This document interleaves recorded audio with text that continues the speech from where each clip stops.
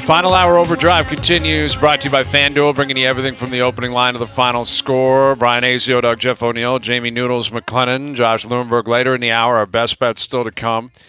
And we'll get to confirm or deny as well. And we should confirm because people are pointing this out. We played the Arnold clip on the Manning cast last night where he had a donkey with him, like a live donkey. And people are saying that I guess that's in his house. Like he just has barn animals walking freely around his house. He seems like, these Hollywood people are strange to start off with, but he seems like a bit of a donkey anyways. Like, isn't he a huge, like politically, obviously, wasn't he the governor? Well, he was the governor of California for years. Yeah, but he's come out, like, I don't know. Like California's an absolute mess. Like, if you look at the city of San Francisco. So you're telling me that this thing roams around his living room? Yeah, that's what people are suggesting. Can you imagine that thing taking a dump in the kitchen? Oh, I know. It's just ridiculous. It really is. Look at the Manning's faces. Both of them, like when they both came out, Eli can't control himself, and Peyton's just like, "Are you serious?" Like he's looking at him and going, "Are you serious?" Like, but it's he is ridiculous. Like that's like that guy's life is wild, man. Like from growing up in Austria, bodybuilder. Terminator, like became the A-list superstar of Hollywood without saying anything. The guy never had there was no script. Barely there was no speak. lines. Like he had the huge accent, but he married a Kennedy, right? Yes. Marie Shriver. Like yeah, she's that's right, Marie Shriver. Yeah, and then runs for governor in California and wins. And now he has a donkey wander. Like imagine having a cheese and cracker party with some neighbors or something. And the donkey wheels in and just unloads on the carpet. Yeah. That thing doesn't live in this house. There's no way. I don't know, man. I guess maybe there's some Netflix biography or something, and at least that's what he's trying to portray. It could be heroic. Right. It could be like Aaron Rodgers last night, right? Rodgers is I think it's just heroics. Him being out there before every game, and he's throwing routes. 55 yards, though. Like I know, but like, come on, man. Like, if I'm a Jet fan, it's so disappointing he got hurt. It's such a substantial injury and surgery and recovery. And obviously, this guy's a freak of nature. He's a great athlete. He's not a young man anymore either. He's 39 years old, and he's recovering quickly.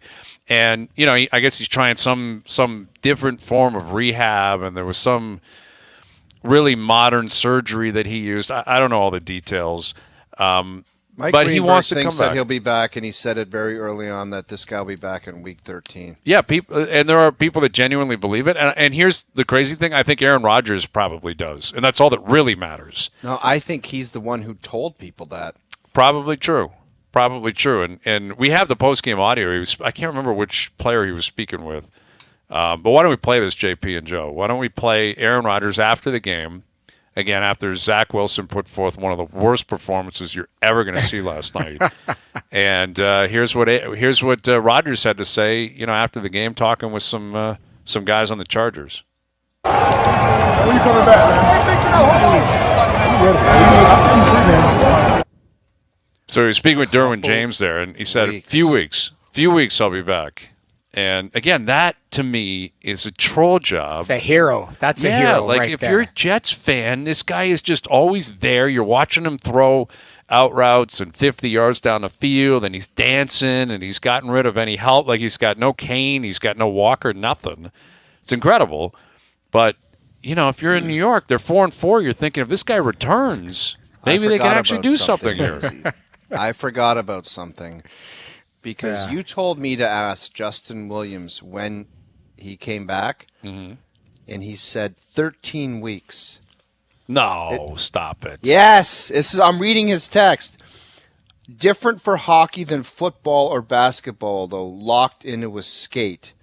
And then he wrote, tell Hayes to take a lap with 6 months. That's Smiley not true. facing. He did not write that. He didn't say take a lap. There's no way you added that. He said that.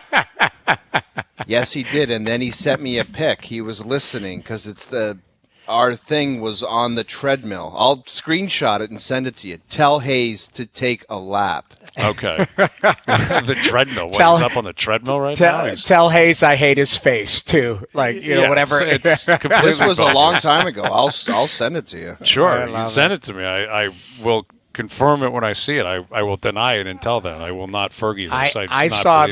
I saw a meme last night. Do you follow that Shooter McGavin or whatever? Did you see him?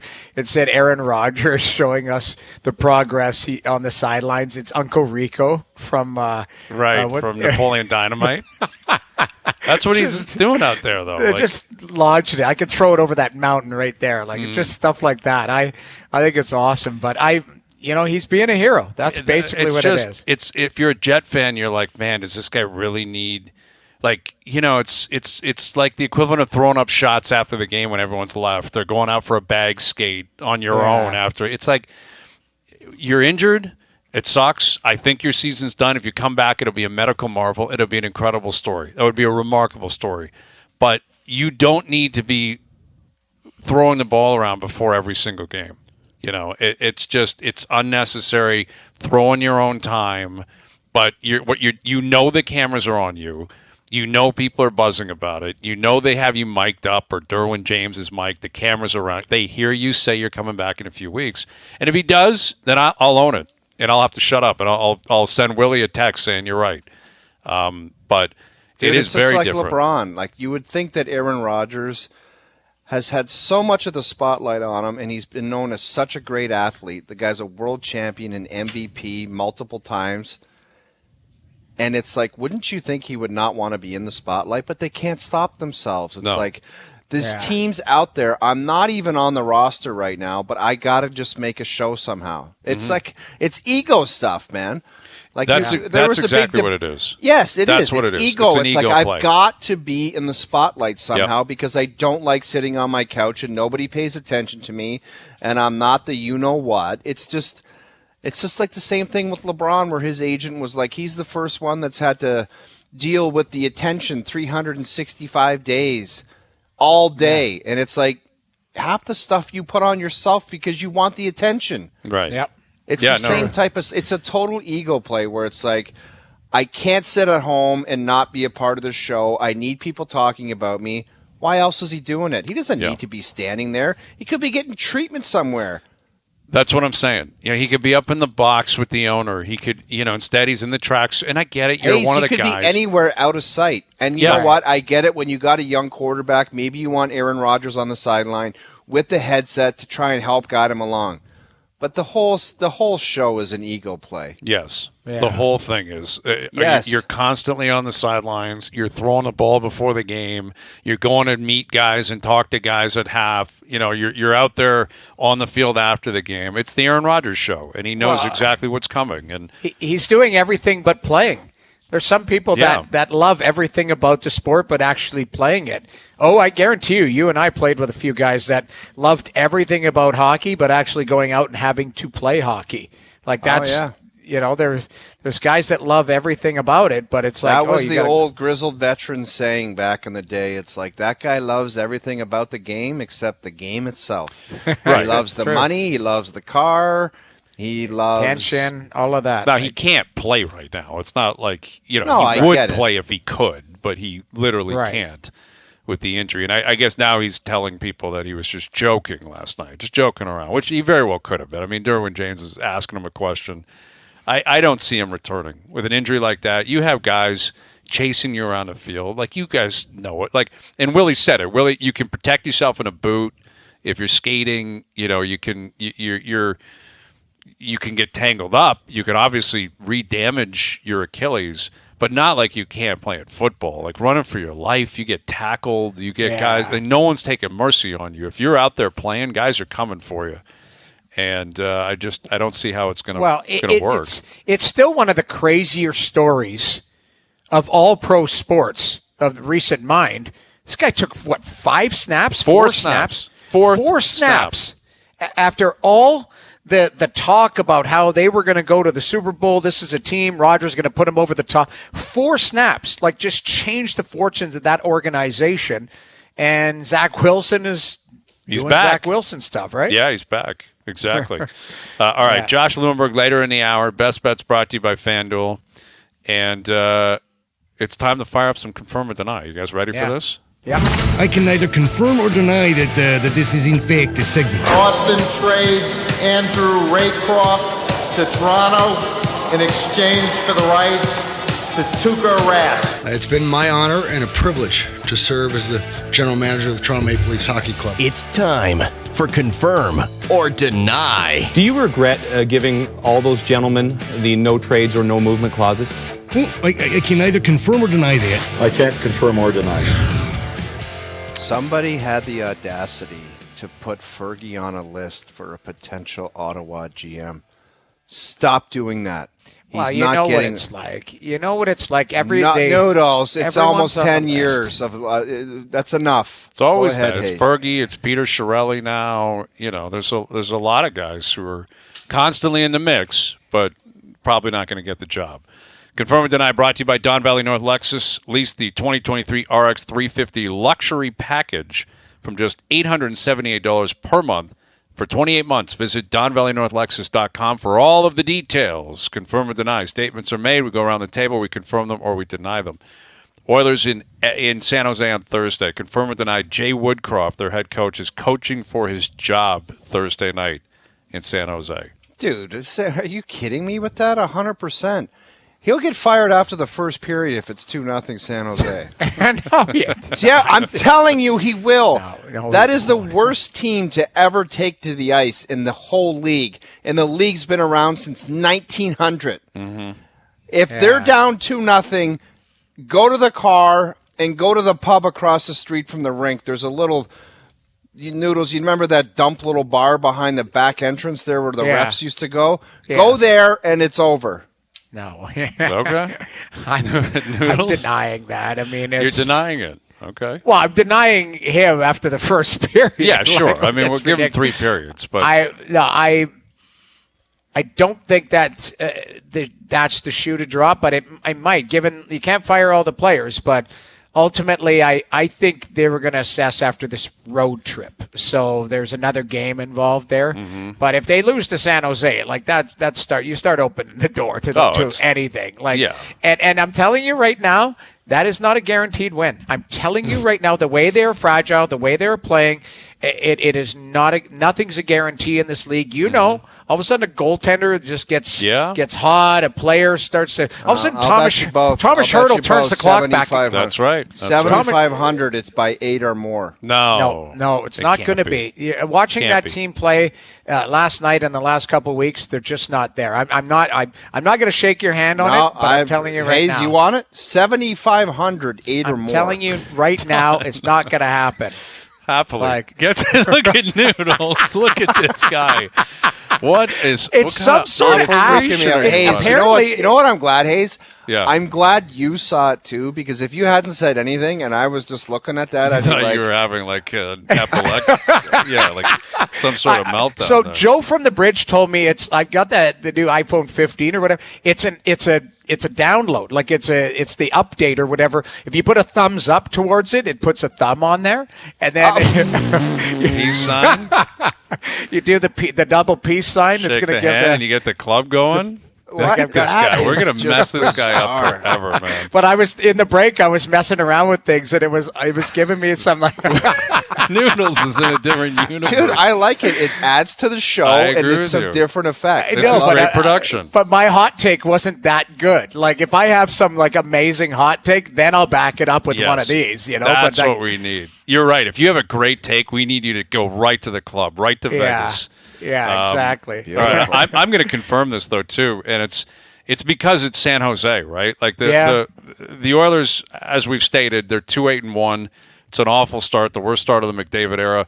I don't think it's Woodcroft's problem personally, although he was adjusting the defensive system, like that's been well documented. Then reverted, which was somewhat of a desperate play.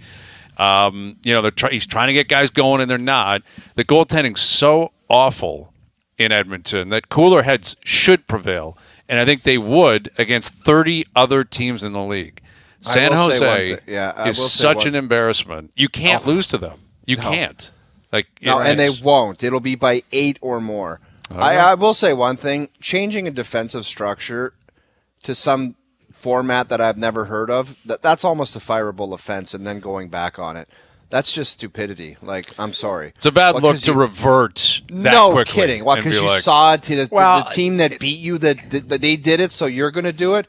get serious. No, it's just an adjustment. Like Tampa's doing it. You see the box plus, like there's a lot of teams doing. Well, I mean, they can get a save, like literally. Same like Edmonton, yeah. Yeah, but I mean, it worked fine for the first 25 minutes. Like their defensive structure was fine. Like my point is like people, you adjust all the time for teams that you play against and stuff. Mm-hmm. You adjust forechecks, you adjust. But I think that the way that team's wired, they've got to go back to what made them successful. It's more of a man-on-man and responsible clog in the middle of the ice up in the defensive zone. But it's their players. They got to play better. Exactly. Of course it is. But like, even like sometimes there's mercies, right? Like that's another thing with Ottawa that we haven't got to. Ron Wilson was fired because Brian Burke was like, I can't put him back out there and hear fans chant. And DJ Smith, like the players are antagonizing the fans now. Like they need to watch what they're doing out there because now Giroux's going at the fans, Kachuk went at the fans. You think you're going to win that battle? You have no idea what you're getting into. Because if they lose on this upcoming trip, if they lose in Toronto, it's going to get worse and worse and worse, and then it's going to have to be a mercy play. All right, moving on here. Confirm or deny? Matthew Knies will play with Matthews and Marner more than any other winger the rest of the season. I'm gonna confirm it. I think that I don't know. It seems like they wanted this. Why they waited 10 games, I'm not sure. But I think it's just something that they wanted to do, and that's where they wanted him to play. Whether they just wanted to give him 10 games, and I don't know why it took 10 games, but I think this is what they wanted, so I'm going to 100% confirm this. And what an opportunity. We talked about it earlier. What an opportunity for the kid. I mean, recency bias, I want to say confirm, but I'm still giving a longer leash to some of the newer players. Like I think Tyler Bertuzzi, we all know he's a better player than he's showing. He just flat out is a better player than what we're seeing. And we're seeing some weird stuff come out of him right now. He's just not a confident player right now, still settling in. I'm not convinced. I just look at Sheldon.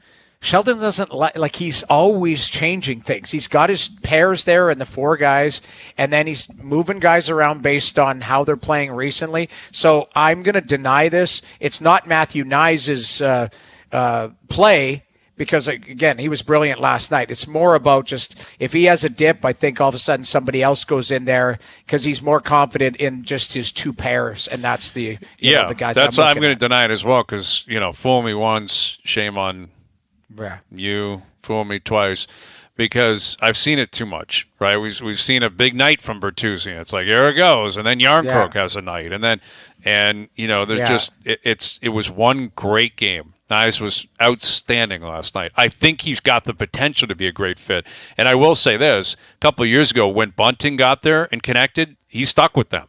Like Keefe will stick with them if it works, but it's just been too much turnover. Knies is still a young guy. There's going to be some bumps in the road. I'm still going to play the field at this point. But that's where I'm going. I'd like to see it happen. I think it'd be a cool story. Confirm or deny, Austin Matthews will score more goals this season than the San Jose Sharks' top 4 goal scorers. 100% confirm. I don't even know who their top 4 scorers are. Well, let me give you an update. I had to look this up. The guy leading them in goals I've never heard of before. Fabian Zetterlund has 3 goals. And Isn't Logan Couture on the Sharks? He's injured though. Yeah, he's not there. He's not playing. So, like they've got Anthony Duclair's got 2. You got Hurdle's got 1. You've got Philip Zadina's there. He's trying to revitalize his career. He's got 2. But their leading scorers last year were Carlson gone, Timo Meier gone, Couture hurt. So. I don't know, man. I mean, I don't think they have a 20-goal scorer this year. So if you have 4 guys under 20, what's Matthews going to get to? I don't know. He's not getting 80. No, he's not getting 80. So I'm denying it just based on you could have guys. I'm just going to confirm it because of the awfulness that I've seen. The fact that it's a question speaks to, how great Matthews has been. That kid, Logan Couture, is a great player. He must be thinking rehabbing like, what on earth am I going back to? Well, exactly. Like, they've got guys playing here, man. Like, What are some minus numbers? Like, there's got to be some guys getting minus green 14. jackets. Zadina's minus 14. Your boy Mario Ferraro's dash 13. Yeah. That's not great at the King City Open. But, I mean, like, not much you can do. Like I told you. Yanni I like Ruda. this Ferraro kid. And he's a Toronto boy, too, eh? I thought he was 28. He's 25. Yeah. I'm telling you, that's a guy. Yeah, it says Toronto, not King City. I don't see King City here. Well, like GTA area. No, I know, but guys, he's my buddy's son. He's from King City, okay? Well, it says Toronto. Hockey DB, it says Toronto, Ontario, yeah. Well, it's wrong. And he played for the Toronto Lakeshore Patriots. I've never heard of that team. Who is that? They probably don't exist anymore. They didn't exist when I was coming up. Like, I never heard. That's the crazy thing. Like, obviously, like, we're old now. But you hear about some teams, you're like, who are those guys? Well, there's guys starting different teams every year. Yeah, it seems that way. They launch new teams. Didn't Chris Versteeg just start something? Versteeg's got his own league, basically. Yeah, so people are pissed about it. Yeah, he's doing his own thing. He's an outlaw. Steger's got like all these different teams, and I've heard like people are just choked about it. He just was like, I'm doing my own thing up here. So yeah, it's a certain age group though. It's only like 7, 8, 9 or something like that. I saw him down at the Leaf game. Well, we saw him down there. He was down there when we were in the alumni box when Chicago was in town. All right, here, moving on here. Confirm or deny. The Vancouver Canucks will finish the season with more points than any of the other Western Canadian teams. So Winnipeg, Edmonton, Calgary. Wow, recency bias. I'm going 100% confirm. Okay, but there's 70 games left to be played. I think that they've got it on track, and the one most important thing, and Noodles will be happy about this, I don't think it's Quinn Hughes. I don't think it's Pedersen. Stamkos. I don't think it's Brock Besser. It's the coach and the goalie. That is what they should be happy about because, and you know what? They got to give Jimmy Rutherford some props out there too. The whole, like, he was brought in there to fix that mess. Pretty damn good job, don't you think? Took him a couple of years, but pretty damn good job. Yeah, I mean it's been a pretty good turnaround. Yeah, I mean, if they called Jimmy and said, Jimmy, you got to get out here and fix this mess, like, mission accomplished thus far as of right now. Right. Like, that was messy, man. That was... I haven't heard much from him at all, like, in terms of, obviously they have the GM there in place. And he's the president. He kind of keeps quiet. He's done a great job there. Rick Tocchet, I don't think gets enough credit. Like, that team, you give props to the skill and what they have, but I haven't seen them play with a little bit more bite, a little bit more push, and I think that's the coach. They're kind of mirroring like his attitude, and good for him. What was it, 3 games? Were they 3 games in? He's like, I don't like calling my team soft, but they're soft. Remember they lost in Philly. He's like, soft. Yeah, didn't like that. They've responded. Yeah, my whole thing with Demko is he missed 35 games with a groin injury last year. He's got to be healthy. Like, that's my only thing, because that opens the door to other teams, like, basically. Right. But they look like, again, recency bias, watching them a few times, like, they look like they mean business this year, which is good. Good for them. Great story for them. Yeah, great story. All right, Joe, we're going to move on to some football ones here. Confirm or deny. Zach Wilson will still have a job in the NFL by the end of next season. He will have a roster spot in the NFL by the end of next season. I 100% confirm this, and I think he's going to be a great player in the future in the league. What? I think, dude. Explain yourself. Zach Wilson, have you been watching him? He can't make a routine throw. He stinks. You just got the horn. JP's getting good at that. Yeah, he is. I watched him. I forget what game it was, Hayes, but he looked like a player. Do you know what game I was talking about? Yeah, I know the game where he had a great second half. Yeah, the second half he was making throws. Yep. Might have been against Kansas City. Was it against the Chiefs? It might have been against the Chiefs. It might have been. And I looked at him and I'm like, that guy's a special player and a great quarterback, and I 100% confirm that he will have a starting job at the end of next season. Wow, that's even bolder, man. Yeah. I'm not going there. And it might be with the Jets, because he might watch Rodgers when he comes back, and it's like, I don't think he's got a long leash in New York. Dude, how long do you think Aaron Rodgers, he has one Achilles. No, I know, but if you're going to go into I think the lesson is you got to have a better backup You got to have a veteran backup, and it can't be Wilson. I'm going to confirm that he's still in the NFL, though. Second overall, has talent. Guys like that stick around, right? Sam Darnold's still kicking around the NFL. Guys like that get chances, and they stick around. 9 lives. Won't be in New York. Yeah, who knows where he'll be. He'll be in Arizona as a backup or something like that, but he'll probably stick around. I'll confirm it. But starting, no, not going to happen. Yeah. All right, we got Josh Lewenberg coming up, but confirm or deny. We love confirm or deny. It's a good Always one of our favorites, right? And it's brought to you by Don Valley North Lexus. Lease the 2023 RX 350 luxury package from just $878 per month for 28 months. Visit DonValleyNorthLexus.com for all the details. Josh coming up on the Raps and their status ahead of their game in Dallas tomorrow night. Best Bets brought to you by FanDuel later in the hour, and I saw something crazy this afternoon that I'm sure everyone's seen. Typical kind of thing that's happening in society these days, but I do think it's got to come to an end. Try to slide that in as well. OverDrive continues, TSN 1050 and on TSN 2. All right, make sure you follow us on Instagram at TSN 1050, where you can turn a like into Leaf tickets. Again, follow us on Instagram at TSN 1050. This week we're giving away a pair of tickets to see the Leafs Canucks on Saturday night, November 11th. That's a big game, man. What an Instagram giveaway. Game. Yes. Wow. Follow us on Instagram at TSN 1050. Like our latest Leafs giveaway post. Tell us who you'd bring to the game in the comments, and we'll announce a winner tomorrow right here on OverDrive. So we're giving away those tickets tomorrow afternoon. That'll be great. Quinn Hughes in town.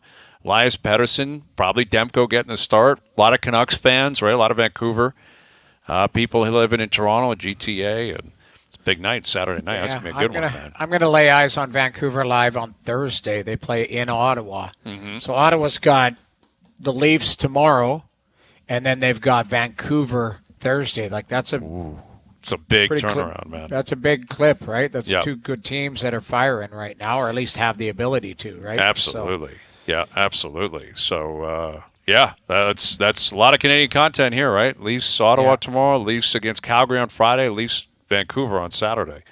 Yeah. No NBA games tonight, and the Raptors are in action tomorrow night down in Dallas. And, coming off probably like the win of the season, obviously it's early. But you're in San Antonio. They're getting dummied. Big comeback. Victor Wembanyama. And, I noticed on ESPN today they're writing about Wemby, but also mentioning, Scottie's not – he's not a rookie, but he's still a young player.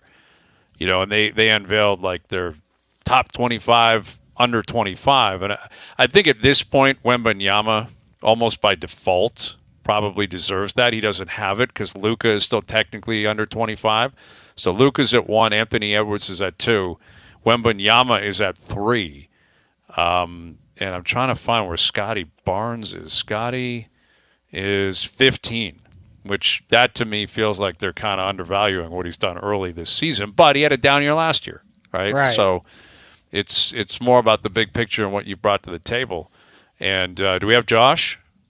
Okay, here's Josh Lewenberg, our TSN Raptors reporter. I don't know if you saw that up on ESPN, Josh, but they got Scottie at 15 in terms of the top 25, under 25. They get Chet Holmgren ahead of him, who didn't even play last year. Evan Mobley's ahead of him. Maxi's ahead of him. LaMelo Ball's ahead of him. Darius Garland. I mean, these are really good players. But do you get the impression, based on what you've seen out of Scottie early this year, that he's going to start moving up that list? Yeah, I imagine that happens pretty quickly here if this breakout season continues, especially after, and I can't believe I'm saying this, a bit of a coming out party on a global stage the other day, because who would have thought that we'd be talking about a Sunday afternoon in San Antonio as the platform for a coming out party at this time last year, but the first overall pick and a generational talent, rookie phenom in Wembanyama, he makes that kind of a difference. And obviously viewership numbers for Spurs games are way up this year, but specifically that game on Sunday aired globally across Europe and Africa. I think it was like 120 plus countries or something like that. And yeah, I think a lot of people raise their eyebrows, open their eyes to Scottie Barnes and what he's able to do. And I mean, I've heard from a bunch of people around the league over the last few days that have sort of gone back and looked at what Scottie's done to start this season, and they've been really impressed. But I think even internally in what this start is doing to kind of change the way the Raptors approach not only the present, but the future is really interesting to me as well, because a few things stand out early in the season. One is that, yes, Scottie Barnes has arrived in a big way. And while the obvious implication here is that this raises their ceiling in the short and long term, I also think it changes the decision-making process as well, where all of a sudden, with every decision they make, they've got to consider, how does this impact Scottie? Does this help Scottie? If they weren't doing that already, and obviously they've got some big decisions to make coming up, and it's like, how do you surround him? How do you build a team around him that's going to not only bring out the best in him and bring out the best in the team? And that leads me to a couple of other major takeaways early in the season, is that OG Anunoby has looked like a much better fit next to Barnes than Siakam. And Siakam has really, really struggled finding his place in Darko's new system. So that's the question here, is how does Scottie's emergence impact the decisions that this front office are going to have to make in regards to Anunoby and Siakam, both impending free agents? J. Lou, are we getting a little carried away? After the San Antonio game, Hayes said Scottie Barnes has arrived. Like, what kind of sample size do you need where you're like, that statement is true? Because I thought it was insane. I thought it was premature and ridiculous at the same time. It was aggressive. It was aggressive. Numbers, though. The guy's I get it, but an it's off night. Yeah, we want to talk about early in the NHL season. It's Yeah. real early in the NBA. Sure. What do you need to see, J. Lou, where you're like, this guy is the real deal? You're seeing it night in, night out against the best in the league. I only laugh because I'm pretty sure that's the lead of the story that I'm currently writing here today. So I may have to go back and there you that go. A little bit. Great or at least minds. make sure that I don't read that story. But no, what I need to see is this only sustained for a longer period of time, because he's doing it. And I think that's why Bryan Hayes wasn't the only person that had that takeaway from that game. A lot of people did. Like I said, league-wide, a lot of people were saying, okay, well, Scottie Barnes has arrived. Now, Scottie Barnes has been really, really good in just about all of these 7 games that he's played to start the season, but it's 7 games. And I've been seeing, I'm actually less bothered by the statement he has arrived than some of these, like, people are talking about him being an all-star this season, and that to me seems a little crazy, because it's like, it's 7 games. I remember there was a season where Andrea Bargnani got off to like an amazing start. He had 13 incredible games, and Dwayne Casey was already talking about him being an all-star, and we know what happened there. So sustainability, that's what needs to happen here, because everything we're seeing from Scottie Barnes to start the season screams budding superstar. Like, you look at both ends of the floor. I mean, defensively, he's been a monster. The steals, the blocks, the impact that he's had. I tweeted it out earlier. He and OG Anunoby, like, as unique a tandem as there is defensively in the league, they're holding teams to like 93 points per 100 possessions or something like that crazy. It's like 13 or 14 points fewer than the best team in the league did last year defensively. And then on the offensive end, I mean, the three-point shooting is what really stands out here. He has really improved his shot, and I mean, the eye test tells the story as much as the numbers do, because it looks much better than it did last year. He's looking confident with it. Closing games, like, he's been their closer, but that's not even the surprising part to me, because he was their closer last year too. Remember all the big fourth quarters that he had? But the difference this year is that he's not waiting until the fourth quarter to flip the switch and really take over games. This is something that he talked about during training camp, is he spent all the time in the offseason getting stronger, working on his conditioning in the hopes that he'd be able to make his mark earlier in games and then sustain it over the course of not only 48 minutes, but over the course of a full season.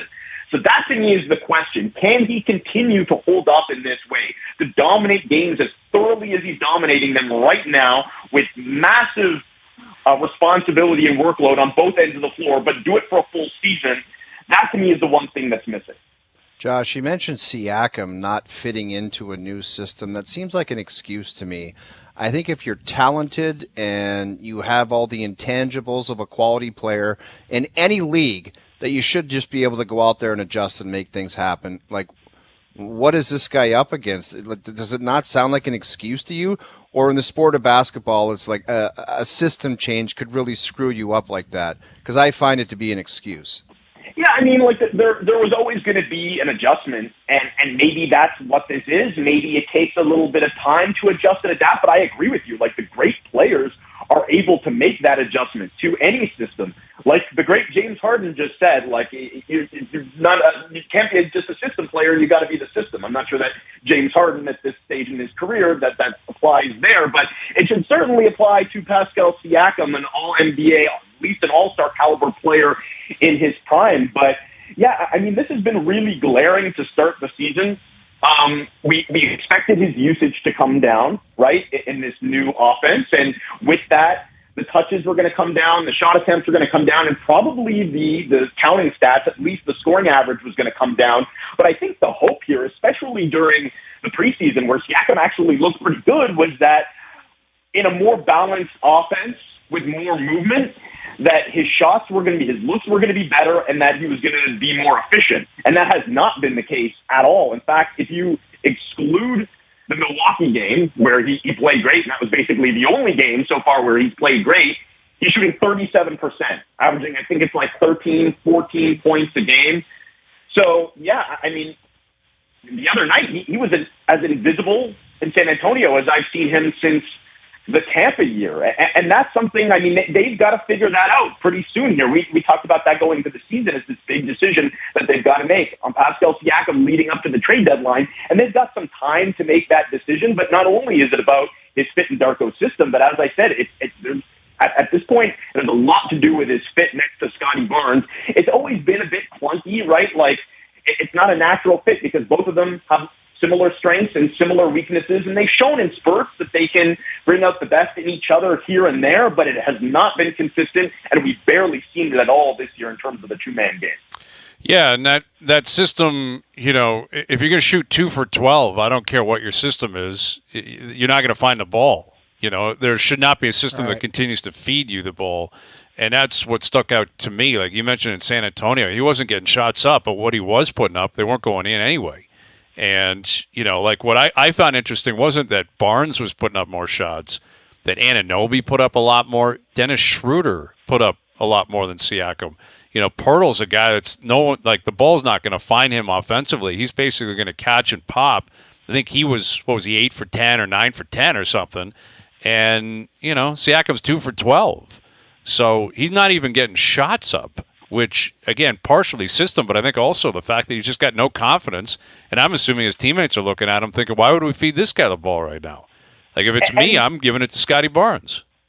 Yeah, and that sort of goes back to what I was saying earlier in terms of, like, similar strengths and weaknesses to Barnes, where he's a player that is not only used to having the ball in his hands a lot, but he's a player that I think, anyway, just based on what we've seen over the last few years, he's at his best when he can make plays. When the ball is going through him, the offense is working through him, and that's not happening right now. So it's a question of like, okay, well, where else can you find your place in this offense? And because he's not an elite shooter, at this point he's not even an average shooter, he hasn't been able to do that either. And that's why I say, like, I think Anunoby fits in really well in this offense and with Barnes because, one, he's a low-usage player. I mean, I'm sure he'd like to be a higher usage player, but he's proven during his time in the NBA that he doesn't need the ball in his hands necessarily to be effective. He's also a proven shooter in this league. And that's why I think, like, the Raptors are confident that if it comes down to it, they can move Anunoby. I think we talked about this. They can move Anunoby any day of the week leading up to the trade deadline and probably get a similar haul. Like, his trade value isn't likely to change a whole lot for better or for worse because he's the type of guy that can fit in with just about any team, especially contending teams in the league, whereas it's a lot more difficult with Siakam. Siakam, I think, overall is the better player. Again, with Anunoby, and some might dispute that. I still think Siakam is the better player, but sort of reminds me a little bit of DeMar DeRozan in the way that he used to play with the Raptors too, where like you've got to build around him, not just the roster, but your offense. He needs the ball in his hands a lot, and he's not going to fit in with any team in the league, and it's especially difficult, again, if we're talking about a potential trade, to just like insert him on a roster, on a team in the middle of the season without a training camp, without having an off season to really plan how you're going to make this work and just say, go. So, I think that's going to be an issue, both internally with the Raptors this season and potentially if the Raptors look to move him. I'm not sure what the market is going to be like for a player, a high-volume, high-usage player like Siakam. Raptors, Mavs tomorrow night down in Dallas. It should be a fun one, Josh. Enjoy it. We'll do it again soon. Thank you, buddy. All right, guys. Talk soon. Josh Lewenberg, our Raptors reporter, on Scottie Barnes' arrival, which he shares that opinion. And Josh is a smart guy. So he's you take that to the bank. And he's writing that article as we speak. You're like Joe from the Bridge with the Leafs. In a week, you're going to be. He went fourth overall, man. Look what he did his rookie season. The guy was a stud. Yeah. And yes, people last couldn't year stand him last year, and he stunk. He didn't play great. Yes, Okay. but this Just year he's played great. settle Give him his flowers. Bryan 7 from games. the Bridge. Bryan from the Bridge. Listen, you know what? This kid, his first year was outstanding. Last year took a step back. Let's see if he's matured over the offseason. Sounds like he put the work in. And that's the thing. You put the work in. You usually year 3, the light kind of goes on for a lot of pros, right? Yeah. Yeah, well, exactly. That's it. Like last year, it came back, and now you got to spring forward. And I think they're giving him much more opportunity. Clearly, the head coach, GM, president, they look to him as a guy that's going to drive this franchise forward in the future, and that's a big task. It's a daunting responsibility, but so far he's accepted that.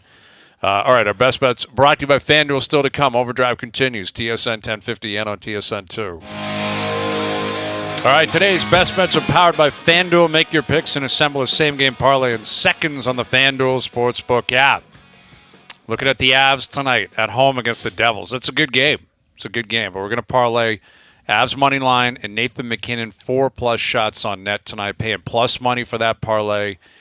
We like it. Devils are getting a little banged up right now. Jack Hughes out, Nico Hischier out. McKinnon is a rock star.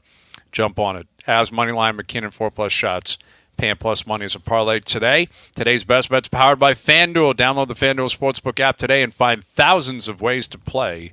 Please play responsibly. 18+, physically located in Ontario. Yeah, Tampa's back in action. They're in Montreal tonight. Yep. Which back to back. I wonder if Matt Tompkins gets his second start or not. You know. I like the over in that game. I don't care who's in net. Over the number. Yeah. No way. That's a way off base. You don't think Coop's telling the boys to lock things down tonight? I'm sure he is. Do you think they are? Like last night, I'm sure he was saying that too. Back to back on the road.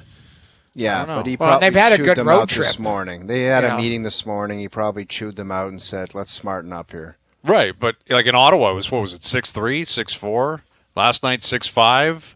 Tampa wins 4-1. 4-1. Okay, Tampa in the under. You're on Tampa in the under. All right. Okay. By the way, Joe from the Bridge, please put up the evidence just to let people know. There's Justin Williams. January 1, I believe. Different for hockey players than football or basketball. Locked into a skate from Justin Williams. Tell Hayes to take a lap. Yeah, with okay. 6 months assessment.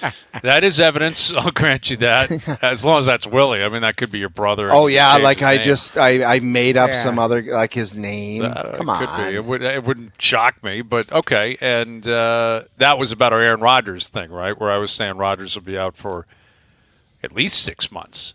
Not longer than that. Maybe I was talking about Willie, and I said, I'll bet you Willie was out for 6 months.